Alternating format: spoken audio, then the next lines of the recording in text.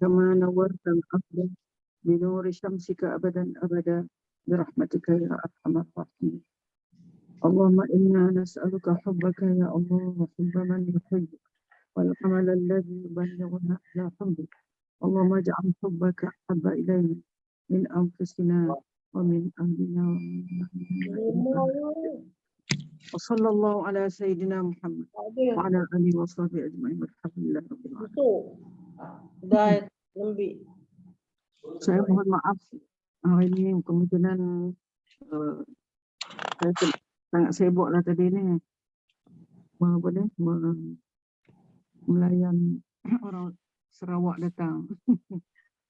Desa Sarawak, bekas mantu dari Sarawak datang tadi dengan anak dengan apa. Tak sempat nak belek-belek lah sikit apa ni, tak apalah. Kita baca, insyaAllah kita boleh tamatkan kita punya ini dan kita masuk kepada istindraj ni. Kita itu muka surat 287 ha. Lepas ni nanti Kak Mun akan post beritahu yang besok Usra ditangguhkan. Sebab Ustazah kena menghadiri acara di UKM. Okey. Okey, right Ustazah. Okey. Dulu kita sama-sama memahami tentang bagaimana detik-detik kematian, kegembiraan orang beriman dan kesedihan orang kafir. Kita boleh dapat bayangkan bagaimana detik kematian tu dirasa gembira oleh orang beriman dan memang sedih yang amat sangat dari pihak orang kafir. Boleh cerita tak sikit bila kita dalam sakaratul maut, lepas tu malaikat, kalau yang orang beriman ni malaikat sambut kan, dua orang malaikat dia sambut roh kita tu, bawa naik ke atas kan, dan melalui melalui tingkat langit tu sampai kepada Allah SWT. Sampai jumpa Allah balikkan balik ke roh tu, kerana dia masa tu akan ada kat kubur dan dia akan melalui pertanyaan mungkin akhir. Kalau orang beriman maknanya tak ada masalah lah, dia boleh jawab semua soalan tu, soalan yang diutarakan oleh dua orang malaikat tu. Tapi kalau orang yang kafir ataupun orang munafik, fasik semua tu, mereka akan melalui saat yang sangat menakutkan lah. Kita nak baca tahu mana nanti mah. Kita habis itu hari itu sekat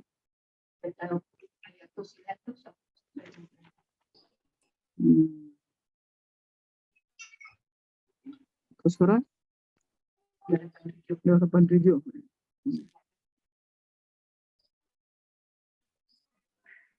Tak betul. Okey.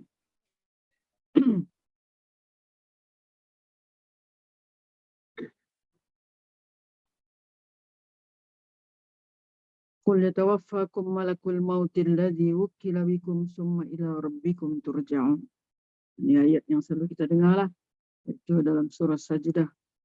Tiap hari Jumaat, bila sampai di situ, dia ada sebut perkataan malakul maut.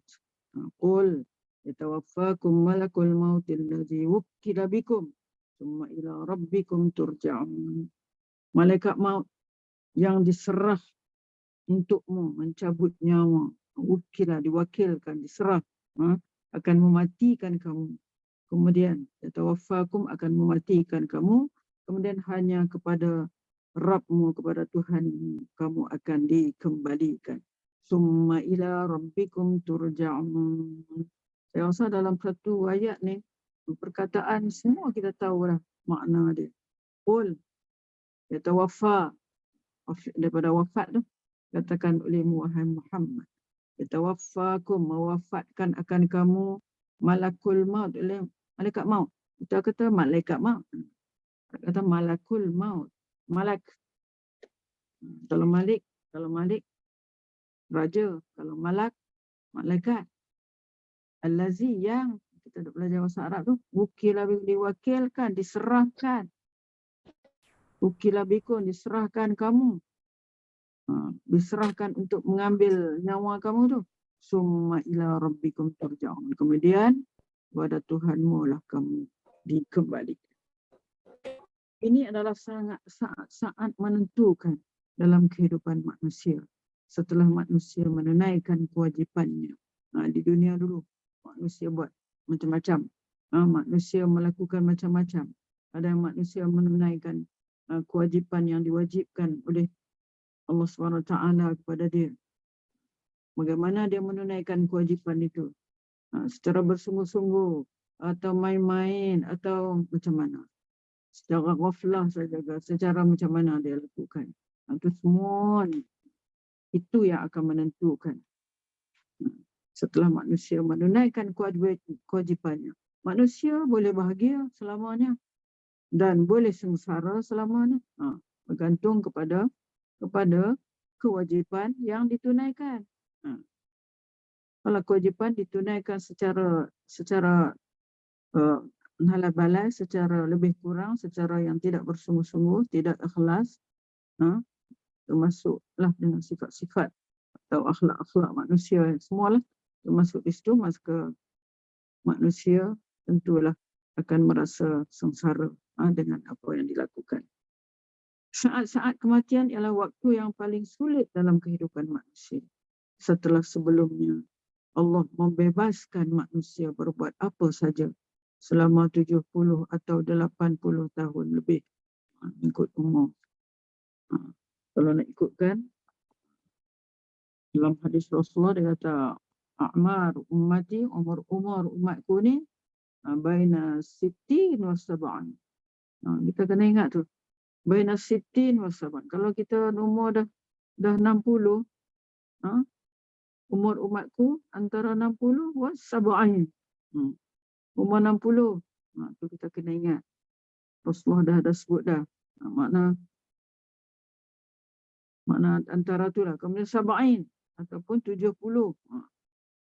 Kita yang 60, ingat. Yang 70 pun kena ingat. Lebih pada 70. Mesti lagi kena ingat. Tidak lama dah tu. Tak lama dah tu. Ingat macam tu. Tak lama dah. Dia akan hidup di dunia. Jadi kena kejar. Melakukan banyak kebaikan. Melakukan perkara-perkara yang amal soleh. Alladzina amanu wa amilus solihat. Jadi, namun sekarang datang waktu penghabisan. Adapun bagi orang beriman, kematian ialah kabar gembira yang sangat besar. Allah berfirman dalam surah, kita dah baca dulu tapi tak apa, kita baca lagi. Innalladzina qalu rabbuna Allah. Innalladzina qalu rabbuna Allah. Saya rasa sangat pentinglah sekiranya kita pegang teguh dengan ayat. Kita selalu duduk belik ayat ni. Ataupun kita selalu, kalau boleh kita buka tafsir ke, kita memahami betul-betul ayat ni. Innalladzina qalu. Ni pun kita dah tahu makna dia. Sesungguhnya alladzina, mereka yang qalu, berkata. Sesungguhnya orang-orang yang berkata, mengatakan Rabbuna Allah. Tuhan kami adalah Allah. Kemudian summa kemudian istaqamu. Kemudian mereka meneguhkan pendirian mereka. Mereka istiqamah. Istiqamah makna apa? Istiqamah ialah kita berlaku taat. Sentiasa berlaku taat di dalam i'tikad kita. Kepercayaan kita. Tetap terus. Ahad. Allah itu ahad. Qul huwallahu ahad. Allah lah tempat kita bergantung. Allahus samad. Kita tidak bergantung kepada yang lain. Istiqamah di dalam i'tikad kita. kita berlaku taat di dalam i'tiqad kita. Lagi dalam perkataan kita, apa kata-kata kita, kita istiqamah, kita tetap tidak berubah daripada i'tiqad kita yang sebenarnya, itulah hanya Allah yang satu, hanya Allah lah tempat kita bergantung. Dan juga dalam perkataan dan juga dalam perbuatan kita, itu makna istiqamah. Istiqamah, kita berlaku taat dalam i'tiqad kita, kepercayaan kita, dalam kata-kata kita, dan di dalam perbuatan kita. Itu masuk semua tu. Mana yang kata summastaqamu, kemudian mereka istiqamah. Mereka berkata Tuhan kami adalah Allah, kemudian mereka beristiqamah di dalam kepercayaan mereka, i'tiqad mereka, di dalam perkataan mereka, setiap apa yang mereka katakan, dan di dalam perbuatan mereka, kelakuan mereka.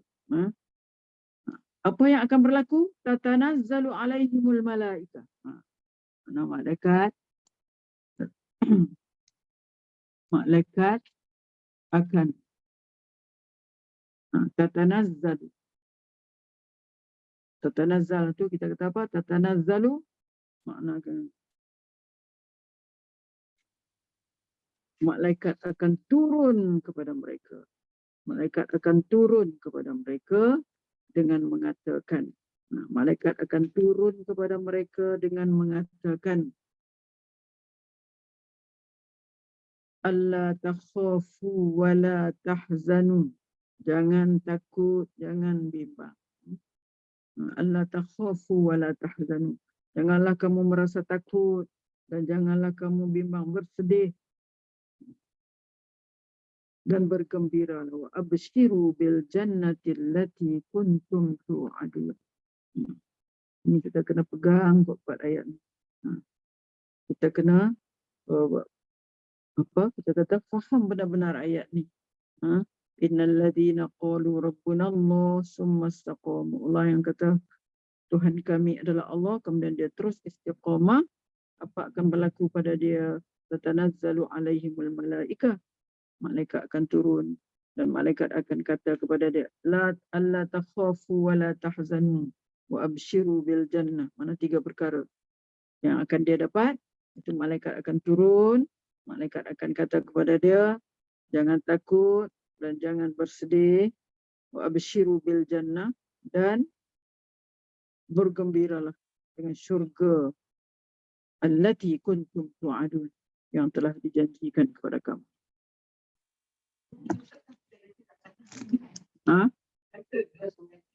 293. Sesuai no.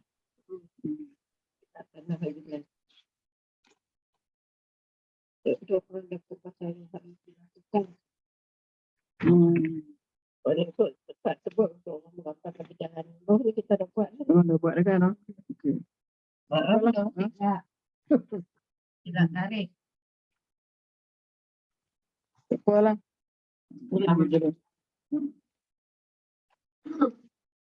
Buka surat berapa? 293. 293. Kita buat dah lebih dah.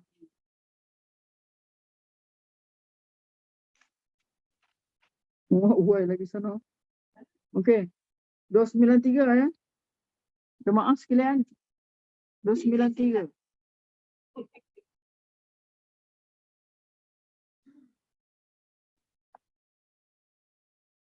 Doa tu ya, doa ya.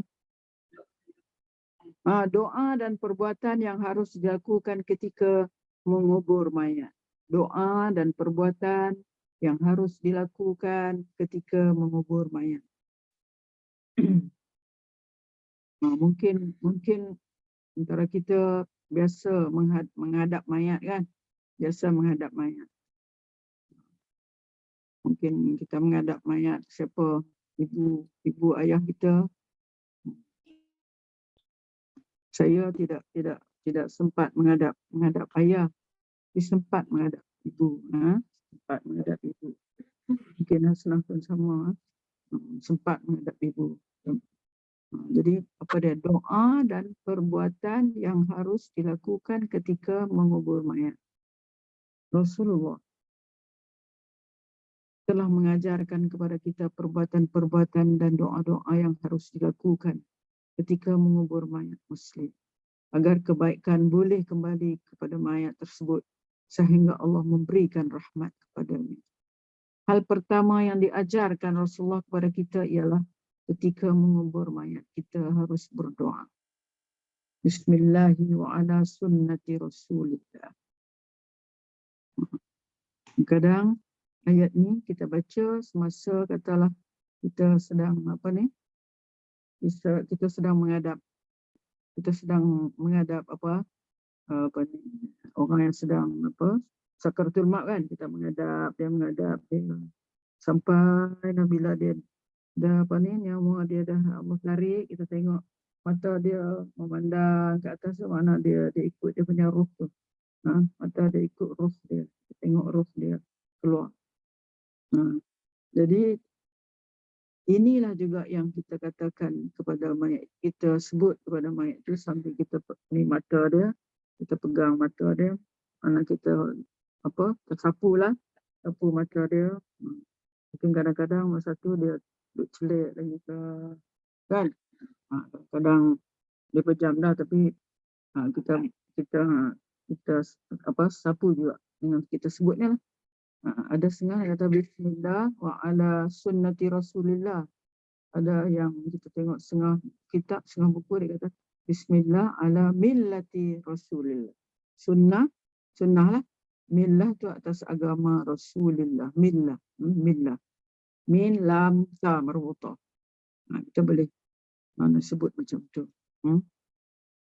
Bismillah wa ala millati Rasulillah ataupun bismillah wa ala sunnati Rasulillah, dengan nama Allah dan sunnah Rasulullah. Kemudian Rasulullah bersabda lagi, "Iza wada'tum mautakum fil qubur faqulu bismillah wa ala sunnati Rasulillah." Saya ingat lagi masa ayah Ju meninggal kan, kita ada dekat rumah Ju lah, menghadap Mak Ju memangku ayah kan. Mak Ju memangku ayah dia, dan lepas saja habis lepas ayah dia tu, Mak Ju pegang tutup mata tu, sapu mata muka tu dengan mungkin dia sebut ni lah makcik Jureh atau makcik Jureh. Mak Ju ni sebut ni lah bismillah wa ala sunnati Rasulillah ataupun bismillah wa ala millati Rasulillah. Jadi kalau kita yang menghadap, katalah tak ada siapa di rumah, itu kita yang duk menghadap. Okay, walau siapa, suami kita ke, mak kita ke, anak kita ke, kita buat macam tu. Kita buat macam tu. Bismillah, kita sapu muka dia, wa ala millati Rasulillah ataupun wa ala sunnati Rasulillah. Bila dikubur lagi, Rasulullah bersabda, "Iza wada'tum mautakum fil qubur faqulu bismillah wa ala sunnati Rasulillah." Begitu juga, jika kalian menguburkan orang yang mati di dalam kuburan, hendaklah membaca bismillah wa ala sunnati Rasulillah. Itu yang maknanya dengan nama Allah dan sunnah Rasulullah. Bismillah wa ala sunnati Rasulillah. Bismillah wa ala millati Rasulillah. Dua tu. Kemudian Rasulullah juga mengajarkan kepada kita untuk mengucapkan talqin kepada orang yang mati setelah ia dikubur. Rasulullah mengajar juga kepada kita supaya mengucapkan talqin. Talqin ni makna dalam bahasa Arab itu, asal maknanya kita memahamkan, memberi faham kepada dia. Talqin tu laqqana yulaqqinu talqin. Daripada perkataan lam, qaf, nun. Laqqana yulaqqinu talqin. Kepada orang yang mati setelah ia dikubur. Mana sebelum pun, kalau dia dalam keadaan ni lagi, kita harus juga seeloknya kita talqinkan dia dalam keadaan dia sakaratul maut kan. Ada cara-caranya kan. Kita talqinkan dia. Kita suruh dia ingat kalimah la ilaha illallah ataupun sekurang-kurangnya Allah. Talqinkan dia kat telinga dia. Kalau boleh. Kita talqinkan lama-lama sekali lah, jangan kerap. Saat ni dia tak nak ikut. Ada kadang-kadang kita kalau anak ramai ke, sekali-sekala bagi anak ni, bagi pulang anak ni pula, mungkin dia kenal anak mana yang dia rasa nak ikut talqin tu, dia ikut kan bagus. Jangan lari pula, jangan anak lari pula. Mak duduk macam tu, anak lari. Kita kena duduk dekat supaya kita dapat talqinkan, makna ingatkan dia. Mengucap talqin kepada orang mati setelah dia dikubur. Setelah dikuburkan pun makna kita talqin lagi kan, kita dengar orang talqin tu. Ada setengah tu ada hukum terus kata bid'ah lah apalah, tak boleh. Sebenarnya talqin tu ketika itu kita nak mengingatkan juga orang yang hidup. Orang yang hidup ni macam mana kan. Moga datanglah keinsafan kepada kita, kepada orang yang mati setelah dikubur, iaitu dengan mengucap kalimah la ilaha illallah. Kerana sebagaimana dijelaskan dalam banyak hadis, orang yang mati mendengar. Mana orang yang mati mendengar tapi ia tidak boleh jawab. Mati dia dengar tapi dia tak boleh jawab. Mengucapkan talqin kepadanya ialah untuk mengingatkannya jika malaikat munkar dan nakir datang kepadanya. Rasulullah bersabda, laqinu mautakum la ilaha illallah. Rasulullah bersabda, laqinu, talqinkanlah orang yang mati di kalangan kamu dengan la ilaha illallah.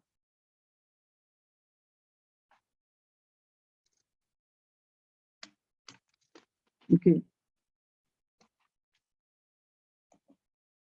Jadi talqin ni kita lihat mana masa dia di dalam keadaan sakaratul maut pun, kita sekali-sekali makna kita talqinkan dia, dan apabila kita kebumikan dia, mana lagi talqin. Ustazah, Ya.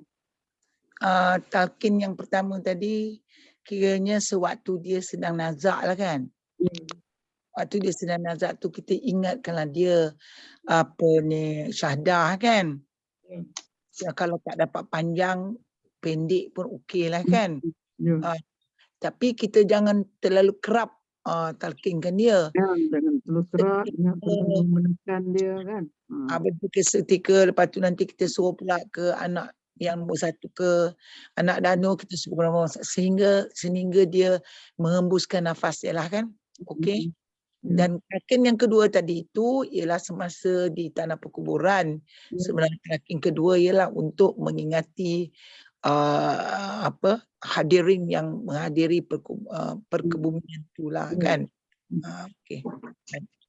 Okey, di samping mentalqin mayit dengan kalimah tauhid, kalimah tauhid itu la ilaha illallah lah. Banyak orang Islam yang menambah talqin mereka dengan mengatakan wahai hamba Allah. Itu makna ucapan-ucapan pada masa talqin kat kubur lah tu. Wahai hamba Allah, ketahuilah bahawa pada saat ini dua orang malaikat yang diutus oleh Allah akan datang kepadamu. Yang satu disebut munkar, yang satu disebut nakir. Mereka akan bertanya kepadamu apa agamamu dan apa keyakinanmu pada saat mati. Oleh kerana itu, kamu harus menjawab, Allah adalah Rabbku, Muhammad Nabiku, Al-Quran kitab suciku, dan Islam agamaku. Aku bersaksi bahawa tidak ada Rabb selain Allah. Jadi kata pengarang ni, saya berpendapat, pengarang buku ni lah, saya berpendapat bahawa talqin seperti itu boleh dilakukan. Kerana hal tersebut menunjukkan tentang syahadah tauhid. Nak ingatkan dia tentang kita bersaksi bahawa Allah saja, Allah yang syahadah tauhid. Hal ini dikuatkan sebuah hadis yang diriwayatkan oleh At-Tabarani. Meskipun ada cacat dalam sanadnya, Sa'id ibnu Abdillah Al-Azdi berkata, saya melihat Abu Umamah Abu Umamah sahabat ya. Ketika ia sedang sakaratul maut, Abu Umamah. Ketika ia sedang sakaratul maut, ia berkata, jika aku mati, lakukanlah kepadaku sebagaimana yang pernah diperintah oleh Rasulullah. Jika saudara kalian meninggalkan dan kalian telah meratakan tanah kuburannya, hendaklah salah seorang di antara kalian berdiri di atas kepala kuburannya dan berkata, wahai fulan bin fulanah, wahai fulan bin fulanah. Kena binti dengan mak lah, kena bin dengan mak lah tu, fulanah. Kalau dia tahu ya, fulan bin fulanah. Betul lah, kalau tak tahu nama mak dia, ada hadis ke apa menunjukkan supaya dia kata fulan bin Hawa lah, fulan bin Hawa. Kita punya mak yang pertama, Tok Nek kita tu. Sesungguhnya ia mendengar perkataan tersebut tapi tidak menjawab. Dia dengar sebab roh dia dah kembali dah. Allah kembalikan dah. Kemudian berkata, wahai fulan bin fulana, sesungguhnya ia bangkit berdiri. Dia bangkit berdiri, kemudian dia berkata, wahai fulan bin fulana, sesungguhnya ia akan berkata, berilah petunjuk kepada kami. Semoga Allah merahmati kamu. Semoga Allah merahmati kamu. Namun kalian tidak merasakan ucapan dan duduknya mayat tersebut. Saya tak tahulah. Sebab alam ghaib. Hendaklah berkata, ingatlah hal yang mengeluarkan kamu dari dunia, iaitu syahadah bahawa tiada Allah selain, tiada ilah selain Allah, tiada Tuhan yang disembah. Kalau sebut ilah tu, tiada Tuhan yang disembah, ilah selain Allah, dan Muhammad adalah hamba serta utusannya. Kamu redha Allah sebagai Rabb, sebagai Tuhan, Islam sebagai agama, Muhammad sebagai Nabi dan Al-Quran sebagai imam. Sesungguhnya Munkar dan Nakir akan saling berpegangan tangan seraya berkata, marilah kita pergi. Sebab tidak ada pekerjaan lagi yang membuat kita masih berada di sisi orang yang telah ditalqinkan hujahnya. Orang-orang bertanya, wahai Rasulullah, bagaimana jika kita tidak mengetahui ibunya? Beliau menjawab, hendaklah menisbahkannya kepada Hawa. Inilah yang saya sebut tadi tu. Kalau tak tahu nama ibu dia, sebut Fulan bin Hawa ataupun Fulana bin Hawa. Kalau perempuan, Fulanah lah, perempuan bin Hawa juga. Kita tak tahu nama mak dia. Hadis di atas dikuatkan oleh banyak hadis. Misalnya hadis doakan ia agar diteguhkan dan agar diteguhkan. Ada satu kataan apa maksud diteguhkan itu, apa di dalam Al-Quran ada sebutkan, doakan agar diteguhkan. Kita pun selalu kita sebut di dalam tahiyat akhir kan, sabbit ala dinika, sabbitni ala dinika kan, sabbit, kataan tasbit tu makna teguhkan.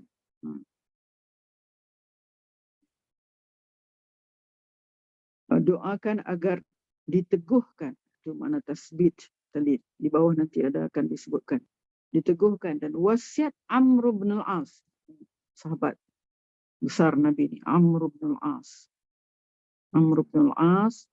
Kalau kita pergi Mesir, ada masjid Amr bin al-As.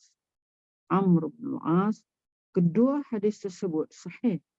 Penduduk Syam hingga sekarang, penduduk Syria, penduduk negeri Syam hingga sekarang senantiasa melakukan hal itu. Talqin ini hanya dilakukan kepada orang yang telah balik, bukan kepada anak kecil. Maknanya tak pelik lah, bukan tempat kita aja buat talqin kat kubur tu, Syria masih buat. Kata bid'ah, tak tentu halal je, ataupun halang orang tak bagi buat. Ada satu masa dekat Sungai Ramadalam, ada satu jenazah dihalang oleh siapa, saudara mara dia lah, tak payah baca apa, kosong lah, tak payah baca apa. Apa tanah-tanah pakai balik je lah. Jadi kita lihat macam pelik sikit lah daripada biasa kan. Kita jangan buat pelik pada biasa. Jangan buat macam tu lah kalau boleh kan.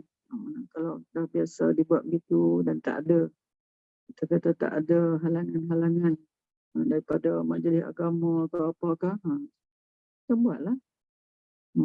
Sebab ada faedahnya untuk kita yang hidup ni. Kita dengar kemungkinan ada orang yang masa tu lah dia penat insaf kan. Atau masa tu lah bawa dia insaf sampai sekarang. Kalau lah kan, makna ia sangat memberi faedah. Jadi apa salahnya kita buat? Sebelum orang-orang pulang untuk mengucapkan takziah kepada keluarga mayat, kita berdoa agar saudara kita tersebut diberi keyakinan oleh Allah ketika dua malaikat bertanya kepadanya. Kerana setelah dikubur, malaikat Munkar dan Nakir akan datang langsung kepadanya. Rasulullah bersabda, "Istaghfiru li akhikum." Mintalah ampun untuk saudaramu. Itu kita sebut. Allah maghfir laha kalahu kan. Kalau kepada perempuan kita kata Allah maghfir laha warhamha wa'afiha wa'fu anha. Kalau lelaki Allah maghfir lahu warhamhu wa'afihi wa'fu anhu.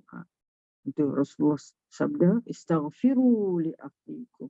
Minta ampunlah untuk saudaramu. Mana selama kita duduk di kubur ataupun kita duduk berada dalam majlis orang duduk tengah mandi jenazah ke apa ke, banyak-banyak jangan sangat cakap. Kita mohon istighfar. Kita mohon istighfar. Banyakkan mohon istighfar li akhikum, kepada saudara kamu. Wasalu lahu tasbit, dan mintalah. Ni saya sebut tadi tu tasbit. Tadi tasbit. Mana kita minta agar diteguhkan. Makna diteguhkan tu apa? Bila dikubur nanti, bila ditanya man rabbuka, dia jawab Allah, Tuhanku. Man nabiyuka, ma imamuka. Imam pada Al-Quran kan. Dia jawab aja. Dia jawab semua saja. Makna tu tasbit. Itulah makna tasbit tu. Makna agar dia diteguhkan. Teguhkan itu dengan dapat menjawab segala soalan Munkar dan Nakir. Wasalu lahu at-tasbit. Ingatlah perkataan tasbit. Tasbit itu apa? Makna dia boleh jawab dengan semua sama apa yang disoal pada dia. Makna tu pun amalan dia lah. Bergantung kepada amalan kita lah. Amalan kita di dunia dulu ni. Karena kalau amalan kita tu betul, amalan kita tu kita buat dengan ikhlas, amalan kita lakukan dengan sebaik-baiknya, maka itulah yang membantu kita untuk dapat tasbit ni. Wasalu lahu tasbit. Selalu semayang pun dia minta diri dia tasbit. Sabbit qalbi ala dinika wa ala ta'atika. Itu tasbit lah tu. Sabbit qalbi ala dinika wa ala ta'atika. Subhanaka in kuntu minadh dhalimin. Salu lahu at-tasbit. Minta kepada dia. Sal, mana soal. Soal tu makna minta. Minta. Kita minta kepada Allah supaya Allah bagi kepada dia at-tasbit. Sebab apa? Fa innahul an, kerana dia sekarang ini disoal. Kita masih duduk dalam kubur, tengok orang nak ni jenazah, nak kebumikan jenazah. Kita minta tu. Allah maghfir lahu warhamhu wa'afihi wa'fu anhu. Kalau seorang laki-laki, kalau seorang perempuan, Allah maghfir laha wa'afiha wa'fu anha. Kalau dua orang, tak kira dua orang laki-laki ke dua orang perempuan, kalau seorang laki seorang perempuan dikuburkan, Allah maghfir lahuma warhamhuma. Itu kita belajar bahasa Arab tu. Allah maghfir lahuma, dua-dua mereka, warhamhuma wa'afihima wa'fu anhuma. Kalau ramai, dalam COVID itu sampai sekali masuk kubur 7 orang tu, Allah saja. Allah maghfir lahum warhamhum wa'afihim wa'fu anhum. Mana selalu sebut. Okey. Pada hakikatnya Allah yang memberikan kekuatan kepada orang-orang beriman untuk menjawab pertanyaan. Pada hakikatnya Allah yang memberikan kekuatan kepada orang-orang beriman untuk menjawab pertanyaan Allah. Kita faham daripada ayat yang akan datang, iaitu di dalam surah Ibrahim. Surah Ibrahim ayat 27. Kita tengok ada perkataan yusabbitullah. Pada perkataan tasbit tadilah sabbata yusabbitu. Sabbata fi'il madhi dia. Yusabbitu fi'il mudhari' dia. Tasbit itu dia punya masdar. Yusabbitullahu alladhina amanu. Allah meneguhkan iman orang-orang yang beriman. Allah yang meneguhkan. Yusabbitullah, Allah meneguhkan allazina amanu, iman orang-orang yang beriman, bil qawlis sabiti, dengan ucapan yang teguh. Ucapan yang teguh tadilah saya kata tadi, bila ditanya man rabbuka, Allah Rabbi. Tak payah hafal. Tak payah hafal. Kalau hafal pun esok-esok, kalau amalan tak menolong, kita tak ada ingat, tak boleh ingat punya hafal pun. Walaupun soalan bocor kan, soalan bocor kan. Man rabbuka, man nabiyuka, apa semua tu. Ma imamuka.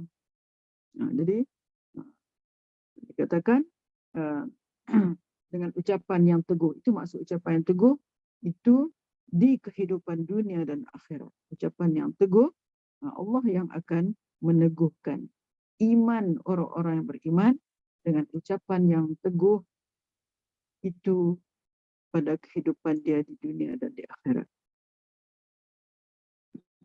Okey, ayat tu bunyi yusabbitullahu alladhina amanu bil qawli tsabiti fil hayatid dunya wa fil akhirah wa yudhillullahu adh-dhalimin.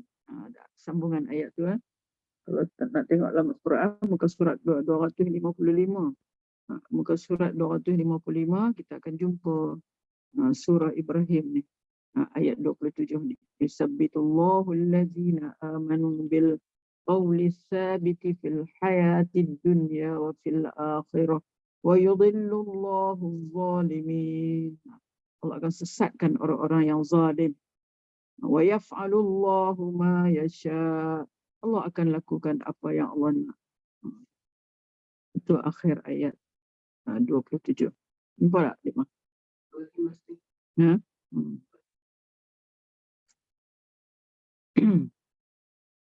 Maksud di kehidupan dunia, maksud apa? Allah sebut fil hayatid dunya wa fil akhirah. Qaulis sabit di dunia dan di akhirat. Apa maksud dia? Maksud di kehidupan dunia, fil hayatid dunya, adalah ketika mati dan ketika dua malaikat bertanya. Ini adalah pendapat para ahli fikih. Para ahli fikih berpendapat apa dia makna, apa dia maksud kehidupan di dunia tu. Dan ahli tafsir juga pendapat ia adalah ketakutan di alam barzakh. Adapun maksud di akhirat adalah ketika ketakutan agung pada hari kiamat. Mana pada kehidupan dunia, itulah apa yang dikatakan di sini, dimaksudkan adalah ketakutan di alam barzakh. Ketakutan kita di alam barzakh. Jadi bila Allah meneguhkan iman orang yang beriman, kita tak takutlah. Sebab Allah dah bagi al-qaulis sabit. Mana Allah bagi dengan ucapan yang teguh. Ucapan yang teguh iaitulah kalimah tauhid kita. Mana kita percaya hanya Allah. Bila ditanya siapa Allah, kita siapa Rabbmu, siapa Tuhan kamu, kita terus sebut Allah. Itu qaulis sabit. Ia adalah ketakutan di alam barzakh. Adapun maksud di akhirat adalah ketika ketakutan agung pada hari kiamat. Jadi mana ketika itu, mana Allah akan meneguhkan iman kita, orang beriman ketika itu, ketika kita takut di alam barzakh, maka Allah teguhkan sehingga kita berjaya. Dan kita berjaya di alam barzakh dan juga kita berjaya di akhirat. Adapun maksud di akhirat adalah ketika ketakutan agung pada hari kiamat. Ketakutan yang amat sangatlah pada hari kiamat tu, yang berbagai-bagai kita kata perkara yang menakutkan apabila hari kiamat nanti. Allah akan meneguhkan orang-orang mukmin dengan perkataan yang teguh sehingga mereka tidak takut dan tidak sedih dengan ketakutan paling besar tersebut. Namun mereka ada dalam naungan. Mereka ada di dalam naungan keamanan dan rahmat Allah. Mereka ada dalam naungan dan rahmat Allah. Allah sebut dalam suratul Anbiya ayat 103, muka surat 322 kalau dalam Quran. La yahzunuhumul faza'ul akbar. La yahzunuhumul faza'ul akbaru wa tatalaqahumul malaikah. Hadza yaumukumul ladzi kuntum tu'adun.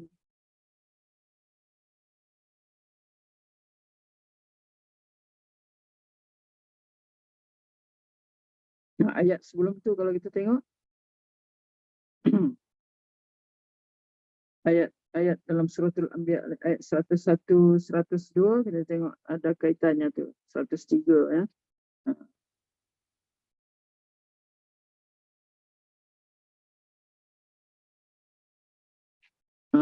Dalam ini ayat yang 101 tu yang berbunyi innal ladzina sabaqat lahumul husna ulaika anha mub'adun la yasma'una hasisaha wa hum fi mashtahat anfusuhum khalidun.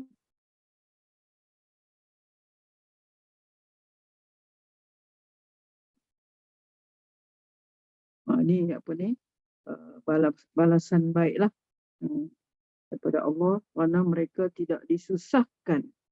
Kalau la yahzunuhumul faza', mereka tidak disusahkan oleh kedahsyatan yang besar pada hari kiamat. Dan mereka disambut oleh para malaikat. Mereka berkata, inilah harimu yang telah dijanjikan kepadamu. Kalau orang yang amal soleh ni, inilah dia ucapan yang akan diberikan oleh para malaikat kepada mereka. Sehingga ayat sebelumnya mengatakan mereka tak akan dengar apa suara api neraka, tak dengar. Dan mereka wahum fi mashtahat anfusuhum, dan mereka akan dapat apa yang diingini oleh diri mereka dan mereka kekal di dalamnya. Mana kekal dalam syurga lah. Dan mereka tidak disusahkan, ayat-ayat yang 103. Mereka tidak disusahkan oleh kedahsyatan yang besar iaitu pada hari kiamat tu. Dan mereka disambut oleh para malaikat. Malaikat berkata, Haza yaumukumul ladzi kuntum tu'adun. Haza. Kita belajar kan bahasa Arab. Haza, inilah harimu. Yaumukum, yaum, hari kamu yang telah dijanjikan kepadamu. Yang Allah janjikan kepadamu. Ketika orang-orang yang menguburkan mayat pergi dari kubur, orang menguburkan mayat, lepas tu dia balik, pergi dari kubur hingga mayat mendengar langkah kaki mereka. Mayat mendengar langkah kaki mereka dan mengucapkan takziah kepada keluarga mayat. Maknanya dia mendengar ada orang ucap takziah kepada keluarga. Lepas tu Munkar dan Nakir datang untuk bertanya kepadanya. Dan di dalam kondisi seperti ini, dalam keadaan seperti ini, ia menjadi sendiri. Mana ia sendirian lah. Tak ada siapa orang. Mau balik dah. Bahkan orang-orang yang paling dekat dengannya pun akan meninggalkan. Yang paling dekat. Kalau isteri, suamilah. Kalau suami, isterilah. Anak-anak lah. Adik-beradik lah. Yang paling dekat. Semua akan meninggalkan. Kerabatnya tidak boleh berbuat selain hanya menunaikan kewajipan pengurusan jenazah. Itu saja yang boleh buat. Penguburan dan menerima ucapan balasungkawa takziahlah kepada pada saat yang menegangkan tersebut. Ia harus menghadapi hisabnya sendirian. Yang mati itulah kita harus rasa, harus dapat rasa keadaan itu. Ia harus menghadapi hisabnya sendirian. Ia harus mengetahui bahawa tidak ada seorang pun yang boleh menolongnya kecuali amal soleh. Amal soleh. Kalau kita buat amal tak soleh tak jadi juga. Kena amal soleh yang tertulis dan tercatat di dalam lembaran catatan amalnya. Allah SWT berfirman, "Walaqad ji'tumuna furada kama khalaqnakum awwala marrah." Suratul An'am ayat 94. Dan sesungguhnya kamu datang kepada kami sendiri-sendiri. Namun bila mati, pergi kepada Allah sendiri-sendiri seorang. Sebagaimana kami ciptakan pada mulanya kamu. Macam itulah. Di manakah keluarga, anak, kerabat, jabatan kita mana? Tempat kita kerja. Kemuliaan kita dan pangkat di mana? Semuanya telah pergi. Bayangkan, tak ada apa dah kita pada ketika itu. Ia menjadi sendiri. Mana kita ni, yang mati ni jadi sendirian antara dirinya dengan Allah. Yang ada kita hanyalah diri kita dengan Allah. Tidak ada perantara dan pemberi syafaat. Tak ada. Tak ada siapa yang nak menolong kita. Tak ada siapa yang perantara orang tengah kita. Tak ada. Tak ada pemberi syafaat. Dalam keadaan seperti ini, Rasulullah telah menjelaskan di dalam hadis ini. Anas berkata, Rasulullah bersabda, jika seorang hamba telah dikuburkan, kemudian orang-orang yang mengantarnya pergi hingga ia mendengar langkah kaki mereka, balik semua. 2 orang malaikat datang kepadanya. Mereka mendudukkannya dan bertanya kepadanya. Dudukkan dia, tanya kepada dia. Malaikat datang kepada yang meninggal tu, dudukkan dia dan tanya kepada, apa pandanganmu tentang lelaki ini? Apa pendapatmu tentang lelaki ini? Itu apa yang dimaksudkan ialah Nabi Muhammad lah. Adapun orang beriman akan menjawab, aku bersaksi bahawa ia adalah hamba dan utusan Allah. So, kalau orang beriman, beramal soleh, dia akan boleh jawab lah. Dia akan kata, aku bersaksi bahawa ia adalah hamba Allah dan utusan Allah. Dikatakan kepadanya, lihat. Jadi bila dia boleh jawab tu, dikatakan kepada dia, lihat ke tempatmu di neraka. Dia bagi tengok je. Allah telah menggantikannya dengan tempat dari syurga. Mana neraka pun ditunjuk. Kalau kamu tak boleh jawab tadi, kamu pergi sinilah. Tapi ni Allah tunjukkan. Mana syurga. Allah telah menggantikannya dengan tempat dari syurga. Ia pun melihat kedua-duanya. Lihat syurga, lihat neraka. Kuburnya diluaskan. Sebab dia berjaya menjawab tadi. Kuburnya diluaskan menjadi 70 hasta. Agak tengok 70 hasta. Luas. Ia pun diberi kenikmatan hingga hari kebangkitan. Kita doa sentiasa kepada Allah supaya macam ni lah kalau kita boleh dapat. Mana Allah bagi nampak syurga, bagi nampak neraka. Tapi kerana kita berjaya di dalam soalan tu, maka kubur kita diluaskan menjadi 70 hasta. Kadang-kadang kita kata bilangan 7 ni, bilangan 7 tak kira lah 7 ke 70 ke 7,000 kan. Ini nak menunjukkan kepada sangat luasnya.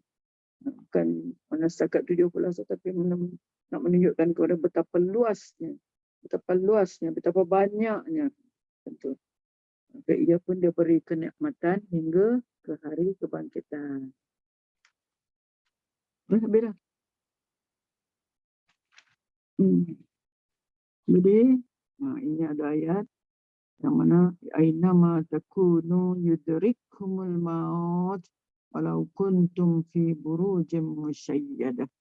Kita ingatlah ayat ini makna di mana saja kamu berada, ainama, mana di mana saja takunu kamu berada, yudrikkumul maut, kematian akan menghampiri kamu, kematian akan mendapatkan kamu, walau kuntum fi burujim musyayyadah, walaupun kamu ada di dalam benteng yang tinggi dan kukuh.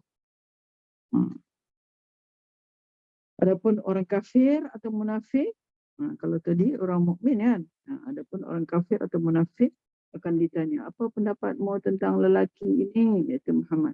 Ia akan menjawab, aku tak mengetahui dia, aku tak hanya ikut apa yang dikatakan oleh orang-orang. Ni ikut orang. Ni tak mengaji ni, ikut orang. Ikut tok nek, ikut orang-orang. Kata macam tu, aku buat macam tu. Dikatakan kepadanya, kamu tidak mengetahui dan membaca. Kamu tidak mengetahui, kamu tak berilmu, tak nak ambil tahu. Dan kamu tidak membaca. Kemudian ia dipukul dengan palu-palu dari besi di antara kedua telinganya. Mana tu? Dipukul dengan palu-palu dari besi. Pemukul dari besi antara kedua telinganya. Antara dua telinga atau mana? Tengkok kita lah kot. Antara dua telinga. Ia pun berteriak hingga teriakannya didengar oleh yang berada di dekat dengannya, kecuali jin dan manusia. Yang lain semua dengar. Binatang dengar. Jin, manusia tu kalau kita dengar tak tahulah.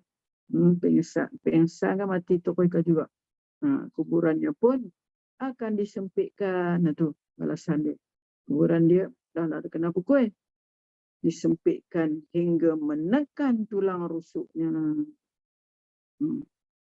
Krik tulang rusuk tu. Patah.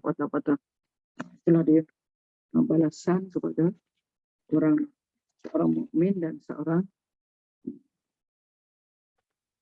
Dan insya-Allah akan datang saya akan bagi dua bahagian ini, itu tentang alam barzakh. Saya akan bagi dua bahagian ini, alam barzakh. Ini juga sangat penting. Mana merupakan, dia katakan merupakan yang paling penting alam barzakh. Ini tak apa, saya akan buatkan dua bahagian, kita sama-sama baca insya-Allah. Untuk hari ini kita buat dulu yang saya bagi sikit ni, itu tentang istidraj.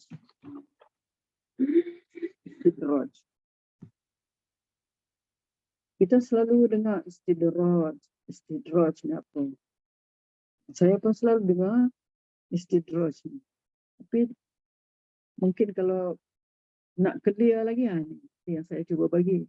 Kalau kita duduk ni dia, kita anggap istidraj, kita boleh kata orang tu diberi nikmat tapi dia tak suka dengan nikmat dia buat dia buat dosa-dosa lagi.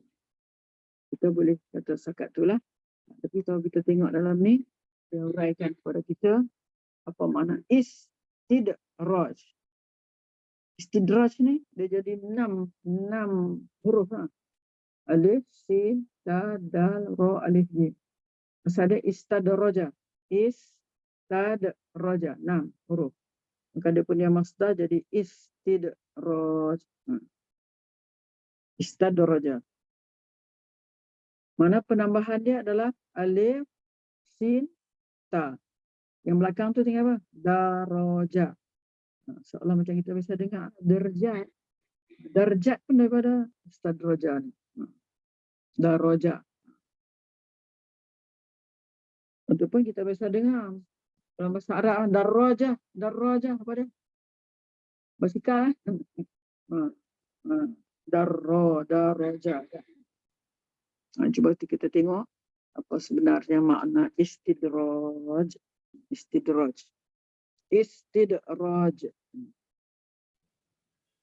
Pemberian nikmat untuk azab yang tertunda. Pemberian nikmat untuk azab yang tertunda. Apa maksudnya? Apa maksud dia? Cuba kita bincang-bincang sikit. Ikut mengantuk kan? Duk dengar aja mengantuk. Jadi kita cakap-cakap sikit. Buka lah kan, buka. Pemberian semua. nikmat untuk azab yang tertunda. Dia bagi macam tu. Seolah dia kata istidraj itu adalah pemberian nikmat untuk azab yang tertunda. Maksudnya gimana? Maksudnya dia orang yang tak taat kepada perintah Allah tapi dia masih mendapat nikmat Allah. Dan dia orang yang macam tu Dia mendapat akan diazab oleh Allah. Itu tertunda tu. Mana? Akan diazab oleh Allah. Seperti Fir'aun. Allah bagi dia kekayaan, bagi dia kuasa, bagi dia itu istidraj. Dia akan terima azab yang tertunda. Di dunia pun dia dapat, di akhirat pun dia dapat. Bukan dekat akhirat saja, dunia dia dapat lah. Tu tenggelam dalam laut tu dah. Nanti kena lagi, di akhirat lagi teruk. Macam itulah istidraj kepada umat-umat yang dahulu. Yang apa ni? Yang tak ikut seruan Nabi dulu. Yang mereka mendapat apa? Mendapat balasan di dunia. Sama ada di apa ni? Sama ada dia kena apa ni? Qarun. Sama ada mereka itu diazabkan oleh Allah seperti kaum Ad, kaum Samud. Dunia dah kena, akhirat kena lagi. Jadi apa ni? Mereka adalah umat-umat yang apa ni? Diberi nikmat oleh Allah, nikmat kepandaian di dalam memahat apa semua kan. Kalau kaum Nabi apa ni? Kaum Ad, kaum Samud tu. Karena kaum Ad, kaum Samud tu memang sangat bijak dalam dari situ. Dan juga mereka itu kaya pula kan. Allah beri nikmat tu. Tapi ingat maknanya azab di dunia pun dapat, di akhirat pun dapat. Itu pemberian nikmat untuk azab yang tertunda. Okey. Ini ayat, itulah ayat dalam suratul A'raf ayat 182. Rupanya perkataan istidraj ini 2 ayat saja. Di dalam Al-Quran ada 2 ayat saja. Satu lagi dalam surah Qaf. Dalam surah Qalam. Dalam suratul Qalam ayat 44. Dalam suratul Qalam ayat 44.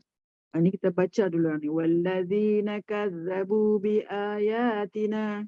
Allah, senang aja ni bahasa Arab ni, semua kita tahu dah. Semua tahu dah ni. Dan mereka wallazina menunjukkan kepada ramai.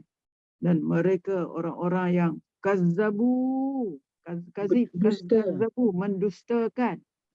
Kan? Kita belajar kazzabu ni fi'il madhi ni. Kazzaba.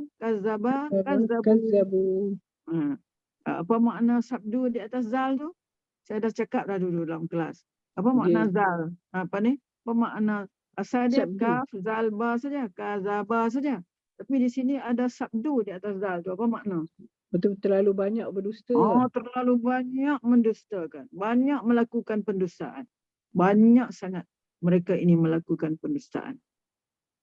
Tak percaya. Banyak sangat mereka tidak percaya kepada biayatina, ayat-ayat kami. Maka sanastadrijuhum, kami akan menarik mereka, kami akan istidraj mereka. Apa makna istidraj? Kami akan menarik mereka sedikit demi sedikit ke jurang kebinasaan. Itu makna istidraj. Kami akan menarik mereka sedikit demi sedikit ke jurang kebinasaan. Sanastadrijuhum min haitsu la ya'lamun, menurut cara yang mereka tidak mengetahui. menurut cara yang tidak mengetahui. Dalam ayat satu lagi, dia kata, disebut sebanyak 2 kali dalam Al-Quran. Suratul A'raf, ayat yang kita baru baca tadi, iaitu satu lagi ialah di dalam Suratul Qalam, ayat 44. Ayat 44. Itu yang berbunyi, Fazarni wa man yukadzibu bihadzal hadis sanastadrijuhum min haitsu la ya'lam. Kan kita senang boleh ingat. Sikit aja. Mana? 2 saja. 2 kali saja disebut kalimah istidraj di dalam Al-Quran, iaitu dalam surah pertama tadi, surah Al-A'raf ayat 182 dan dalam surah Qalam ayat 44.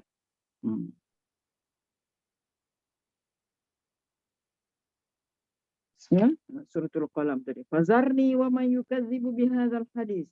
Tinggalkanlah aku dan mereka yang mendustakan cerita ini, hadis cerita ini.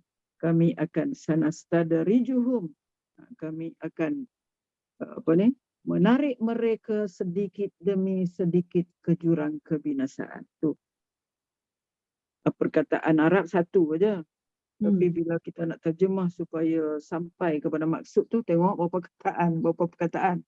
Kami akan. Sa tu akan kan? Nun tu kami. Sa tu makna sa tu macam saufa lah. Saufa, tapi dia saufa jauh. Saufa jauh ni lagi. dekat. Tapi ni dekat ni. Situ makna dekat lagi daripada saufa. Sanas, kami akan bisa. Kami lah, Allah lah. Sanastadrijuhum, mereka. Kami akan menarik mereka sedikit demi sedikit ke jurang kebinasaan. Tu panjang berapa perkataan? 1, 2, 3, 4, 5, 6, 7, 8, 10 perkataan. Dia tulis satu je. Sanastadrijuhum. Nanti minggu depan saya tanya balik apa makna sanastadrijuhum. Apa. Sanastadrijuhum. Sanastadrijuhum. Istidraj. Menarik mereka sedikit demi sedikit. Sedikit demi sedikit. Okey. Dia kata, kedua-dua ayat ini datang dalam bentuk kata kerja kala kini. Kala kini makna al-an, sekarang. Kala kini. Ni nahu lah ni. Bila nahu Arab diterangkan dengan bahasa Melayu. Kedua-dua ayat ini datang dalam bentuk kata kerja kala kini. Sekarang. Kala kini itu makna sekarang. Itulah dinamakan fi'lul mudhari', kan? Fi'lul mudhari', kalau saya kata ana udarrisukunna, saya sedang mengajar, itu kala kini lah, saya sedang mengajar. Ana u'allimukunna, ana udarrisukunna, saya sedang mengajar. Okey. Kata kerja kala kini, yakni fi'il mudhari' ni dalam bahasa Arab membawa maksud perlakuan yang berterusan. Continuous. Continuous.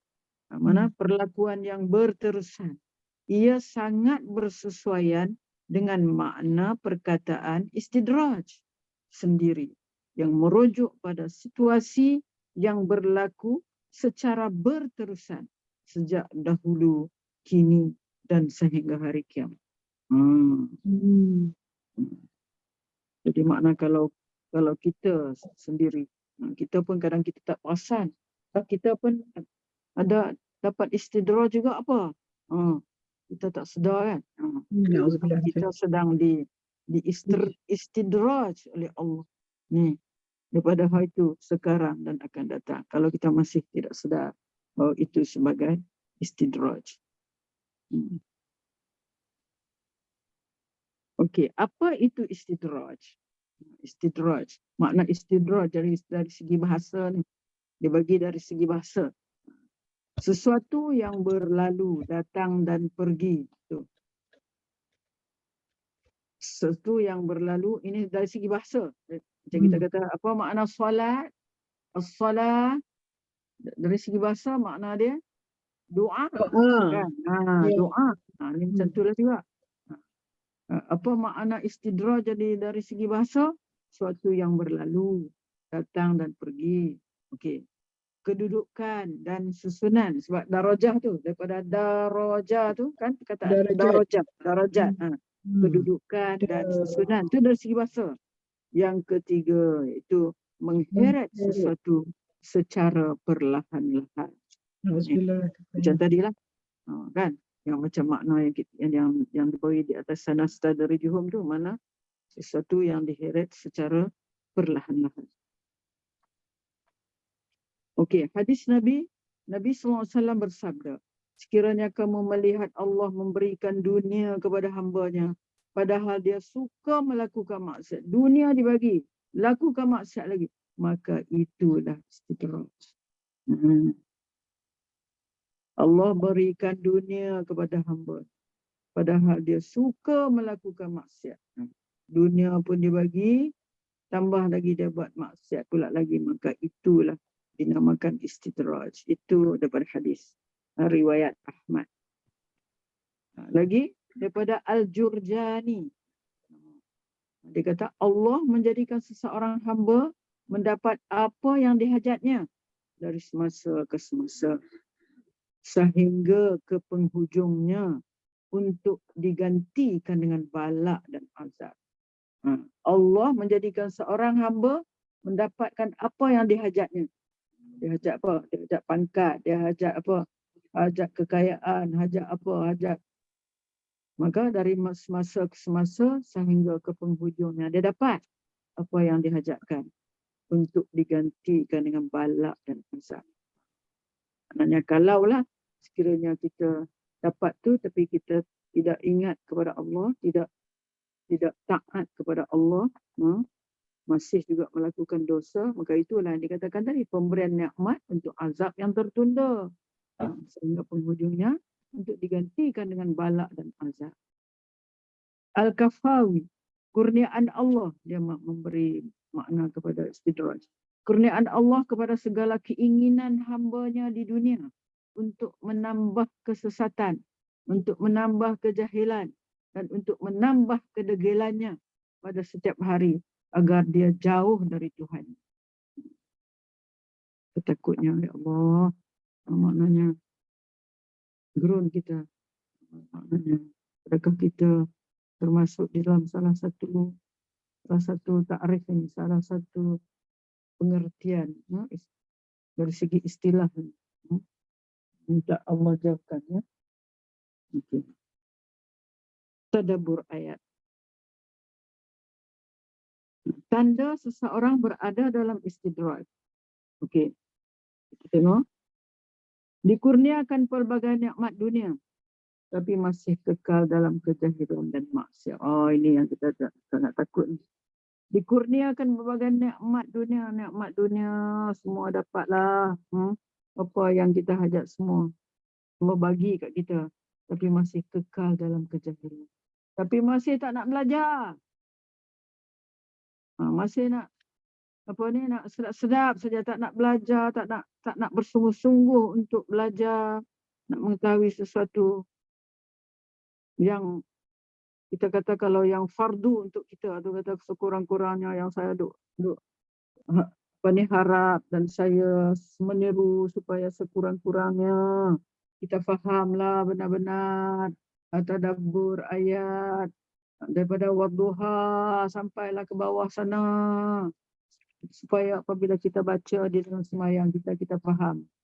Ini tak ada makna, kita baca kita tak faham, apa aku baca tak tahu, sampai membawakan kepada kita tidak tertumpu, tidak khusyuk di dalam sembahyang. Bukan kita tak ada masa, kita tahu kita ada masa, tapi kita sia-siakan saja. Kita sia-siakan saja masa kita. Itu tak saya kata. Saya sendiri pun maknanya rasa macam tak cukup dah. Macam tak cukup masa dah ni. Aku tak tahu ini, aku tak tahu ini, aku tak tahu lagi ni. Macam tu rasa. Kan? Jadi itulah Mana kita naklah ingat sekurang-kurangnya kalau boleh, mana apa yang kita buat dalam sembahyang tu kita faham. Mana apa yang kita buat, segala pergerakan yang kita buat, segala apa yang kita baca dalam sembahyang tu, kita hayati sungguh-sungguh makna, tadabbur ayat yang kita baca. Tidak saya kata masih tak lewat masanya, kita ada masa. Sekarang pun kita duk tadabbur ayat. Suratul apa sekarang ni? Suratul Syams. Tu. Al-lail. Sampai dah kepada wadduha. Mungkin kalau kita tak faham, tak hafal Syams sepatutnya daripada wadduha tu, kita hafal dan kita cuba memahami, belajar. Mana kita belajar. Ini yang dikatakan di sini, seorang berada dalam istidraj.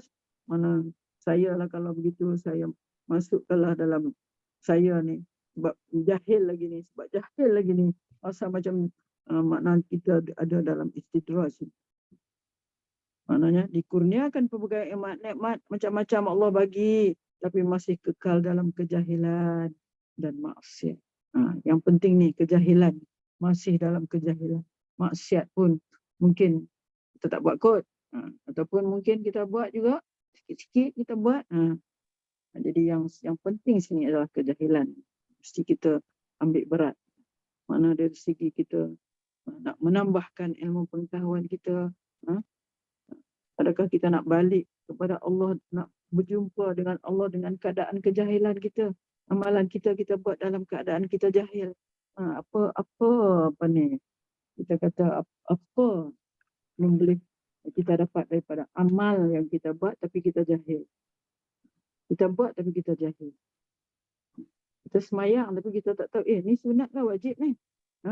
Ini fardu ke? Ini rukun ke apa ni? Tak tahu.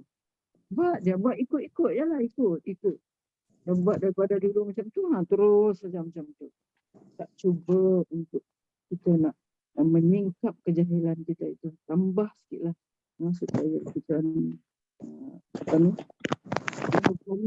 kita buat. Abbahat berkata, setiap kali mereka mengulangi maksiat kepada Allah, setiap kali itu juga mereka akan ditambah nikmat. Setiap kali mereka mengulangi maksiat kepada Allah, setiap kali itu juga mereka akan ditambah nikmat. Iaitu istidraj satu. Oleh itu, sekiranya kita dikurniakan pelbagai nikmat dunia dan masih kekal bersama iman dan takwa. Sekiranya kita dikurniakan pelbagai nikmat dunia, tapi kita alhamdulillah masih kekal bersama iman dan takwa. Itulah tanda kasih sayang Allah. Ini yang kita nak. Sekiranya kita dikurniakan pelbagai nikmat dunia dan masih kekal bersama iman dan takwa. Itulah tanda kasih sayang Allah.